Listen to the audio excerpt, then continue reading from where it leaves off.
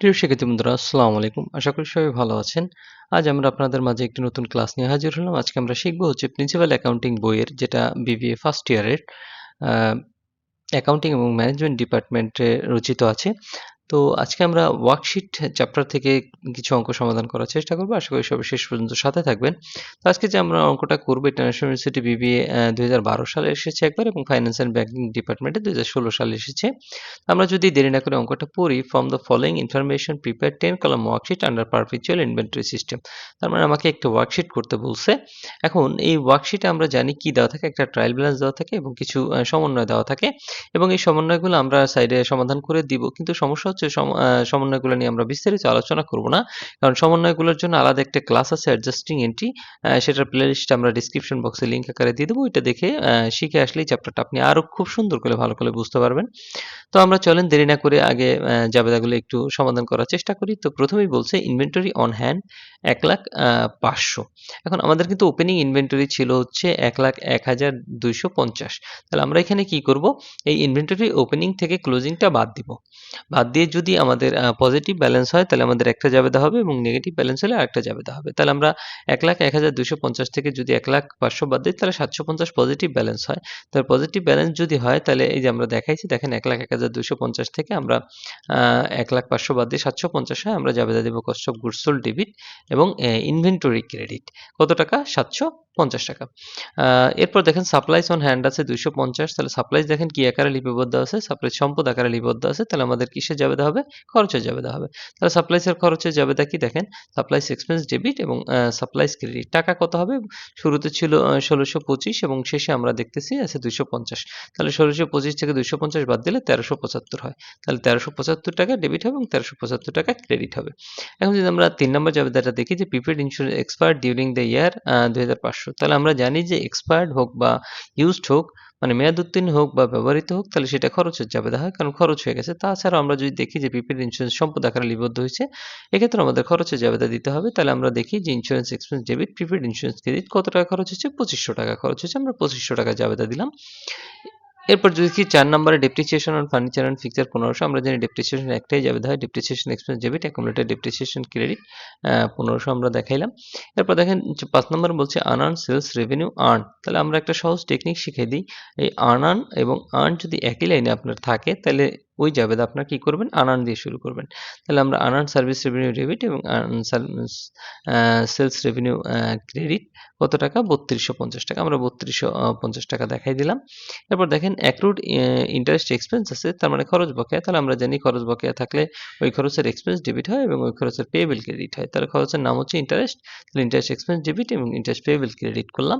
এরপর দেখেন 7 নম্বরে আছে ইন্টারেস্ট রেভিনিউ অ্যাক্রুড, মানে কি? রেভিনিউ হচ্ছে আয় বকেয়া আছে। তাহলে একটু আগে জাবেদা দিয়েছি আমরা খরচের বকেয়া, এখন হচ্ছে আয় বকেয়া। তাহলে এটার উল্টা জাবেদা হবে। তাহলে ইন্টারেস্ট এক্সপেন্সের পরিবর্তে হবে রিসিভেবল। তাহলে সরি, ইন্টারেস্ট এক্সপেন্সের পরিবর্তে হবে কি? রেভিনিউ। তাহলে ইন্টারেস্ট রেভিনিউকে আমরা কি করছি? ক্রেডিট করছি। এবং ইন্টারেস্ট পেয়েবলের পরিবর্তে হবে রিসিভেবল। আগে ক্রেডিট করছিলাম, এখন ডেবিট হবে। তাহলে ইন্টারেস্ট রিসিভেবল ডেবিট এবং ইন্টারেস্ট রেভিনিউ ক্রেডিট। তাহলে আমরা কিন্তু জাবেদাগুলা খুব সুন্দরভাবে শেষ করছি। এখন আমরা কি করব? এখন আমরা এই জাবেদাগুলোই হচ্ছে অ্যাডজাস্টিং ওয়ার্কশিট আকারে দেখাই দিব। তো ওয়ার্কশিটের আমরা একটা ছক করলাম, বেলাল এন্টারপ্রাইজ ওয়ার্কশিট। তাহলে প্রথম কাজ হচ্ছে এই যে আমাদের জিনিসপত্রগুলো আছে, এই যে ক্যাশ থেকে শুরু করে ইন্টারেস্ট এক্সপেন্স পর্যন্ত, এটা আমরা কি করব? এটা আমরা হুবহুব ধরে তুলে দিব। কোথায় তুলে দিব? ট্রায়াল ব্যালেন্সে তুলে দিব। তাহলে আমরা দেখেন ইন্টারেস্ট এক্সপেন্স আছে লাস্টে 3250, এই পর্যন্ত আমরা কি করছি? হুবহুব তুলে দিচ্ছি। এই যে ইন্টারেস্ট এক্সপেন্স 3250 পর্যন্ত আমরা হুবহুব তুলে দিছি। এখন আমরা কি করব? এখন এই জাবেদাগুলা আমরা কি করব? এই ছকের ভিতরে কোথায় কোথায় যাবে সেটা আমরা দেখব। তো প্রথমে আমরা কস্ট অফ গুডস সোল্ডকে ডেবিট করছিলাম 750। তাহলে আমরা খুঁজে দেখব যে আমাদের কস্ট অফ গুডস সোল্ড আছে কিনা। হ্যাঁ, আমাদের কস্ট অফ গুডস সোল্ড আছে। তাহলে আমরা 750 টাকা কি করব? অ্যাডজাস্টমেন্টে ডেবিট করব। এবং আমাদের ইনভেন্টরি আমরা ক্রেডিট করছিলাম 750। তাহলে আমাদের অঙ্কে ইনভেন্টরিও ছিল, এই যে ইনভেন্টরি ছিল। তাহলে 750 কে আমরা কি করব? ক্রেডিট করে দিব। এখন দেখি পরবর্তী জাবেদা কি আছে। পরবর্তী ছিল সাপ্লাইস এক্সপেন্স। দেখেন এখানে কোথাও সাপ্লাইস এক্সপেন্স নাই। তাহলে আমরা কি করব? সাপ্লাইস এক্সপেন্স নিচে লিখব। আমরা বলছি কি কিছু না থাকলে সেটা আমরা নিচে লিখতে হবে। তাহলে 1375 ছিল, এই যে আমরা দেখেন 1375 টাকা লিখে দিয়েছি ডেবিটে। এরপর সাপ্লাইস ছিল ক্রেডিট। সাপ্লাইস কিন্তু আমার অঙ্কে আছে। তাহলে এই যে সাপ্লাইস আমরা ক্রেডিট করে দিলাম কত? 300 1375। এরপর আমাদের জাবেদা ছিল ইন্স্যুরেন্স এক্সপেন্স। ইন্স্যুরেন্স এক্সপেন্স এইখানে আমাদের কোথাও নাই। আমরা বলছি না থাকলে আমাদের কি করতে হবে? নতুন করে লিখতে হবে। তাহলে এই যে ইন্স্যুরেন্স এক্সপেন্স আমরা নতুন করে লিখেছি কত? 2500 টাকা। কিন্তু প্রিপেইড ইন্স্যুরেন্স কিন্তু আমাদের ছিল। তাহলে প্রিপেইড ইন্স্যুরেন্সটা যদি আমরা দেখি, হ্যাঁ, এই যে প্রিপেইড ইন্স্যুরেন্স আছে এটাকে আমরা ক্রেডিট করে দেব কত? 2500 টাকা। এর পরবর্তী জাবেদা দিয়েছিলাম আমরা ডেপ্রিসিয়েশন এক্সপেন্স। এখানে কোথাও আমরা ডেপ্রিসিয়েশন এক্সপেন্স খুঁজে পাইনি। তাহলে আমরা ডেপ্রিসিয়েশন এক্সপেন্স নিচে লিখে দিয়েছি। কত টাকা? 1500 টাকা। কিন্তু অ্যাকুমুলেটেড ডেপ্রিসিয়েশন কিন্তু আমার অঙ্কে ছিল। এই যে অ্যাকুমুলেটেড ডেপ্রিসিয়েশন ছিল, এটা আমরা ক্রেডিট করে দিব কত? 1500 টাকা ক্রেডিট করে দিয়েছি। এরপর আমাদের কি জাবেদা ছিল? আনআর্নড সার্ভিস রেভিনিউ ডেবিট এবং আনআর্নড সেলস রেভিনিউ ডেবিট এবং সেলস রেভিনিউ ক্রেডিট ছিল। তো আমরা দেখেন যে আনআর্নড সেলস রেভিনিউ আমাদের অঙ্কে আছে কিনা আমরা একটু খুঁজে দেখি। হ্যাঁ, এই যে দেখেন আমাদের আনআর্নড সেলস রেভিনিউ আছে। তাহলে আমরা কি করেছিলাম? ডেবিট করেছিলাম। তাহলে অ্যাডজাস্টমেন্টে আমরা কি করব? এখানে 3250 টাকা ডেবিট করে দিব এবং আমাদের সেলস রেভিনিউ আমরা ক্রেডিট করেছিলাম কত টাকা? 3250। এই যে দেখেন আমাদের অঙ্কে সেলস রেভিনিউ আছে। এই যে সেলস রেভিনিউ, তাহলে আমরা 3250 টাকা কি ক্রেডিট করে দিয়েছি। এরপর যদি দেখি যে কি আছে, ইন্টারেস্ট এক্সপেন্স ছিল, ইন্টারেস্ট পেয়েবল ছিল। তাহলে আমাদের ইন্টারেস্ট এক্সপেন্স কিন্তু অঙ্কে আছে। দেখেন, আপনারা যদি একটু ভালো করে খুঁজে দেখেন যে আপনারা ইন্টারেস্ট এক্সপেন্স অঙ্কে পেয়ে যাবেন। হ্যাঁ, এই যে আমাদের ইন্টারেস্ট এক্সপেন্স আমরা পাইছি। তাহলে আমরা 500 টাকা কি ডেবিট করেছিলাম। তাহলে ইন্টারেস্ট এক্সপেন্স এই পাশে আমরা কি করে দেব? ডেবিট করে দেব 500 এবং ইন্টারেস্ট পেয়েবল আমাদের অঙ্কে নেই। আমরা নতুন করে লিখে দেব ইন্টারেস্ট পেয়েবল কত টাকা? 500 টাকা। আশা করি বুঝতে পারছেন। এরপর আমরা জাবেদা দিয়েছিলাম ইন্টারেস্ট রিসিভেবল ডেবিট এবং ইন্টারেস্ট রেভিনিউ ক্রেডিট। তাহলে ইন্টারেস্ট রিসিভেবল আমরা এখানে কোথাও খুঁজে পাই নাই। তাহলে খুঁজে না পাওয়ার কারণে আমরা কি করব? এখানে নতুন করে লিখে দেব ইন্টারেস্ট রিসিভেবল কত টাকা? 1000 টাকা। এই যে ইন্টারেস্ট রিসিভেবল আমরা 1000 টাকা লিখে দিলাম এবং ইন্টারেস্ট রেভিনিউ আমার অঙ্কের ভিতরেই ছিল। এই যে ইন্টারেস্ট রেভিনিউ, এর পাশে আমরা কি করব? 1000 টাকা ক্রেডিট করে দেব। তাহলে এরই মাধ্যমে আসলে জাবেদায় যতগুলা এন্ট্রি আমাদের ছিল সবগুলোই কিন্তু আমরা দেখাই দিছি। এখন আমরা কি করব? এখন আমরা এই রামুলটাকে সুন্দরভাবে সমাধান করার চেষ্টা করব। আপনারা জাবেদাগুলো যদি পাশে তুলে রাখতে চান তাহলে এখান থেকে তুলে রাখতে পারেন। আ আশা করি পরবর্তীতে কাজে লাগবে। তো চলেন আমরা এগুলা সাইডে রেখে আমরা অঙ্কটা শুরু করি। প্রিয় শিক্ষার্থী বন্ধুরা, ন্যাশনাল ইউনিভার্সিটির বিবিএ, এমবিএ সকল সাবজেক্টের পরবর্তীতে আপডেট পেতে এই ভিডিওটিতে লাইক করুন, চ্যানেলটি সাবস্ক্রাইব করুন এবং বেল বাটনে ক্লিক করে রাখুন। তো আমাদের অ্যাডজাস্টমেন্ট কিন্তু আমরা শেষ করতে পারছি। এখন আমরা কি করব? এখন হচ্ছে অ্যাডজাস্টেড ট্রায়াল ব্যালেন্স করব। তো এটা কিভাবে করে? এটা হচ্ছে ডেবিটে ডেবিটে যোগ হয়, ক্রেডিটে ক্রেডিটে যোগ হয় এবং ডেবিট থেকে ক্রেডিট বাদ যায় এবং ক্রেডিট থেকে ডেবিট বাদ যায়।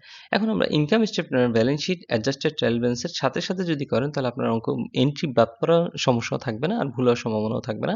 তো প্রথমে আমরা দেখি ক্যাশ আছে 7125, আমরা এখানেও ডেবিট আছে, এখানেও ডেবিট করে দিলাম আর ক্যাশটা হচ্ছে কি? সম্পদ। আমাদের ব্যালেন্স শিটে যাবে কি? সম্পদ।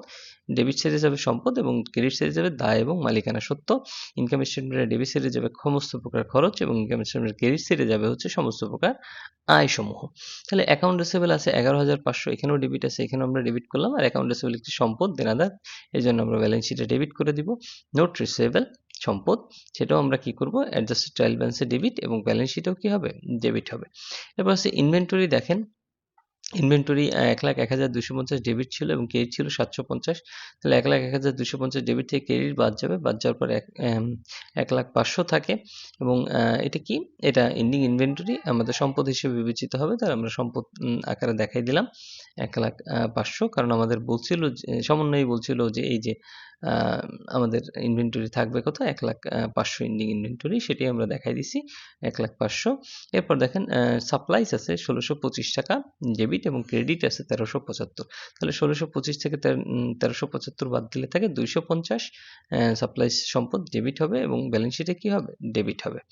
এরপর যদি দেখি আমাদের প্রিপেড ইন্স্যুরেন্স ছিল ডেবিট ৩,০০০ এবং ক্রেডিট ছিল কত? ২৫০০। তাহলে ডেবিট থেকে ক্রেডিট বাদ যাবে, কত থাকে? ৫০০। তাহলে ৫০০ টাকা কি? সম্পদ। সম্পদ কোথায় যাবে? ব্যালেন্স শিটের ডেবিট সাইডে যাবে। এরপর যদি দেখি আমাদের ফার্নিচার অ্যান্ড ফিকচার ছিল ৮৩,০০০, এটাও অ্যাডজাস্টেড ট্রায়াল ব্যালেন্সে ডেবিট হবে কারণ এটা সম্পদ। আর ব্যালেন্স শিটেও কি হবে, ডেবিট হবে।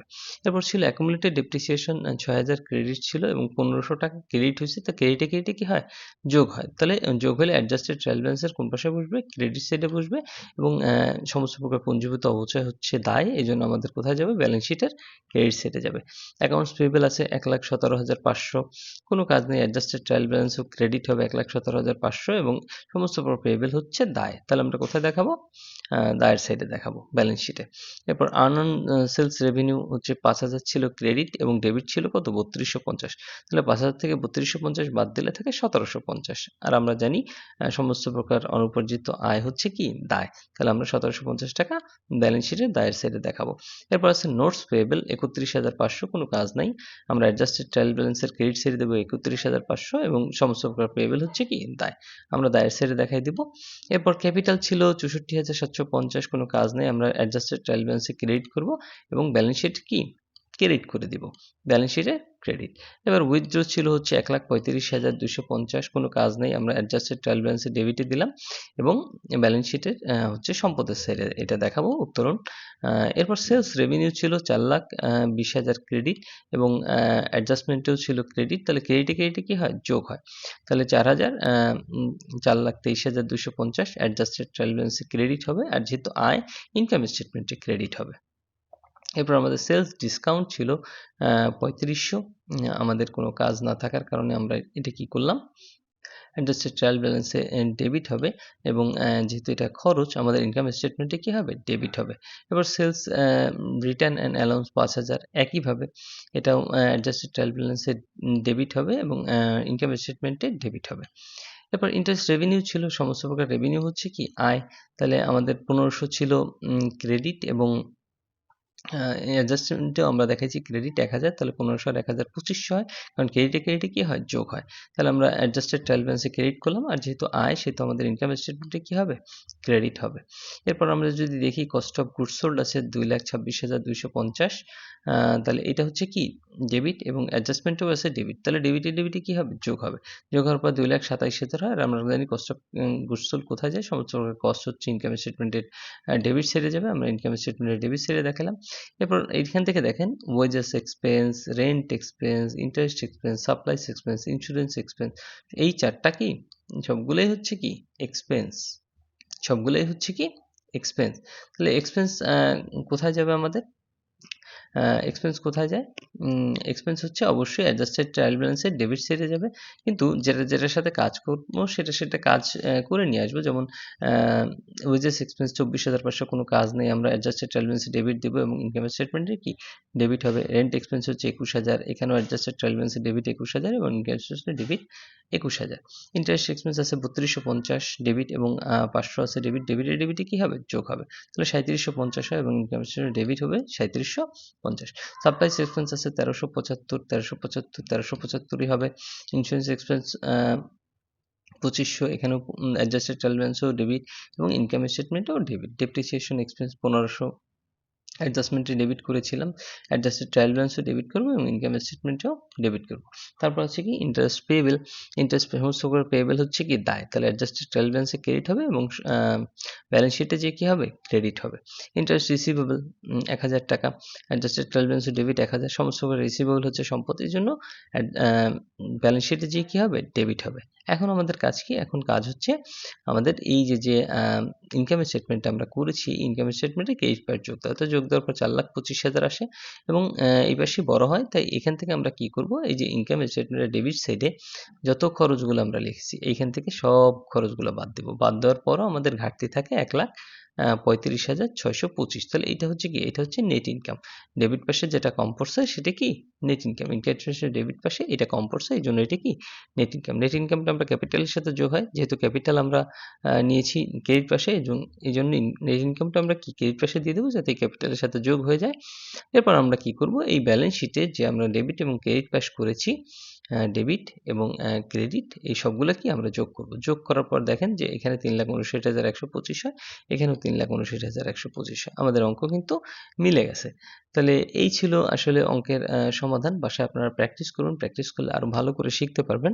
তো পরবর্তী আরেকটা অঙ্কে চলে যাই আমরা, চলেন।